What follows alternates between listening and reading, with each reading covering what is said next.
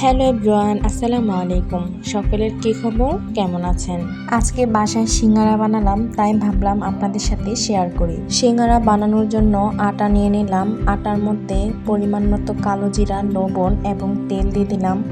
এগুলো দিয়ে পরিমাণ মতো নর্মাল পানি দিয়ে দিলাম। তারপর হালকা শক্ত রেখে একটা ডো তৈরি করে নিলাম।